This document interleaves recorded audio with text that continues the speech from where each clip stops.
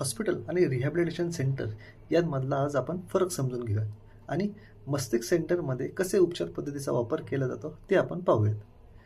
जेव्हा रुग्णाची अवस्था एकदम सिव्हिअर असते, जसे की सिव्हिअर डिप्रेशन आहे, सायकोसिस आहे, विड्रॉल सिम्पटम्स आहे, ॲग्रेशन आहे, शिवीगाळ आहे, पेशंट तोडफोड करतोय, कानात आवाज ऐकू येतात, भास होतात, तेव्हा हॉस्पिटलमध्ये ॲडमिट केले जाते.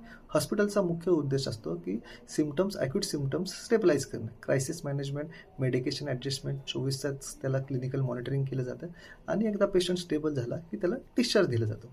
पण रिहॅबिलिटेशन सेंटरमध्ये ॲक्यूट फेजवर ट्रीटमेंट तर दिली जाते, पण उपचार इथेच थांबत नाही. रिहॅबमध्ये ॲक्यूट फेज मॅनेजमेंट आहे, सायकोथेरपी आहे, कॉग्निटिव्ह रिफ्रेमिंग आहे, बिहेवियरल मॉडिफिकेशन आहे, स्ट्रक्चर रूटीन प्लॅनिंग आहे, इन्साईट इन्हॅन्समेंट आहे, रिलॅप्स प्रिव्हेन्शन आहे, फॅमिली सायको एज्युकेशन आहे. म्हणजेच रिहॅबमध्ये औषध उपचार plus therapy plus psychosocial support एकत्र दिले जातात. रिहॅबिलिटेशनचं उद्दिष्ट फक्त स्थिरता नव्हे तर दीर्घकालीन फंक्शनल रिकव्हरी आहे. धन्यवाद.